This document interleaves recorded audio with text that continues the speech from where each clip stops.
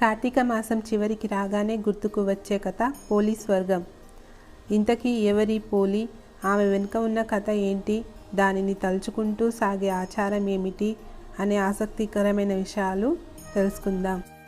పోలి స్వర్గం అచ్చం తెలుగింటి మహిళా కథ. కార్తీకంలో దీపం ప్రాధాన్యతనే కాదు, ఆ ఆచారాన్ని నిష్కల్మషంగా పాటించాల్సిన అవసరాన్ని తెలుపుతుంది. పూర్వం కృష్ణా తీరంలోని ఓ ఊరిలో ఒక ఉమ్మడి కుటుంబం ఉండేది. ఆ కుటుంబంలో 5 కోడళ్ళు ఉండేవారట. వారందరిలోకి చిన్న కోడలే పోలి. చిన్నతనం నుంచే పూజలు, దేవుడు అంటే ఎనలేని భక్తి. కానీ అదే భక్తి ఆమె అత్తగారికి కంటగింపుగా మారింది. తనలాంటి మహాభక్తురాలు వేరొకరు లేరని, ఆచారాలను పాటించే హక్కు ఆమెకే ఉందన్న అహంభావం. అందుకే కార్తీక మాసం రాగానే చిన్న కోడలిని కాదని మిగతా కోడలను తీసుకొని నదికి వెళ్ళి స్నానం చేసి దీపాలను వెలిగించి తిరిగొచ్చేది. ఈలోగా కోడలు ఎక్కడ దీపం పెడుతుందన్న అనుమానంతో అవసరమైన సరంజామా ఇంట్లో అందుబాటులో లేకుండా జాగ్రత్త పడి వెళ్ళేది. అయితే పోలి దీపం పెట్టకుండా అత్తగారు చేసిన ప్రయత్నాలు సాగలేదు. పెరట్లోని పత్తి చెట్టు నుంచి కాసింత పత్తిని తీసుకొని దానితో ఒత్తి చేసి కవ్వానికి ఉన్న వెన్నను దానికి రాసి దీపాన్ని వెలిగించేది. ఆ దీపం కూడా ఎవరికంటా పడకుండా దానిపై బుట్టను బోర్లించేది.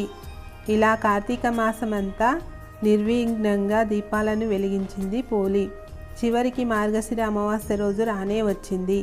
కార్తీకం చివరి రోజు కాబట్టి ఆనాడు కూడా నది స్నానం చేసి ఘనంగా దీపాలను వదిలేందుకు అత్తగారు బయలుదేరింది.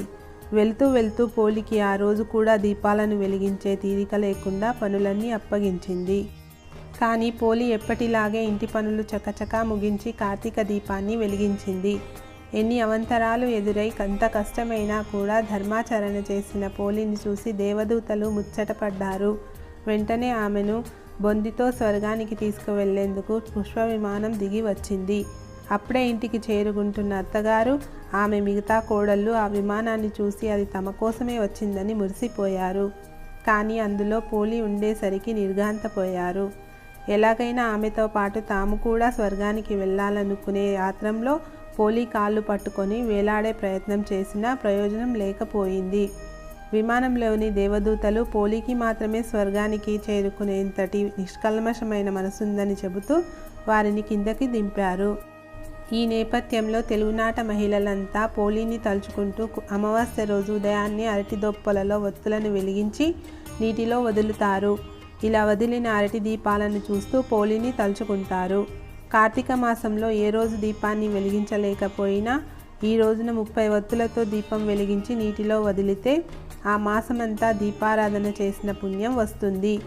వీలైతే ఆ రోజున బ్రాహ్మణులకు దీపాన్ని లేదా స్వయం పాకాన్ని దానం చేస్తారు.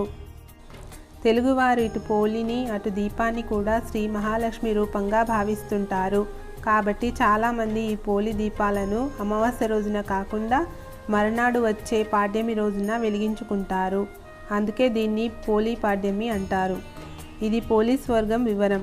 కార్తీకంలో దీపాలను వెలిగిస్తే బొందుతో స్వర్గానికి చేరుకుంటామా లేదా అన్న మాట అటు ఉంచితే, ఆచారాన్ని పాటించాలన్న మనసు ఉన్నప్పుడు మార్గం దానంతటా అదే కనిపిస్తుందని చెప్పడం ఈ కథలోని ఆంతర్యం. భగవంతుని కొలవడానికి కావలసింది శ్రద్ధే కానీ ఆడంబరం కాదు. అన్నింటికీ మించి అహంకారంతో సాగే పూజలు ఎందుకు కొరగానివని ఈ కథ హెచ్చరిస్తుంది. అత్తాకోడళ్ల మధ్య సఖ్యత ఉండాలన్న నీతిని బోధిస్తుంది. అందుకే కార్తీక మాసంలో ప్రతి తెలుగు ఇంట్లో పోలి స్వర్గం కథ వినిపిస్తూనే ఉంటుంది.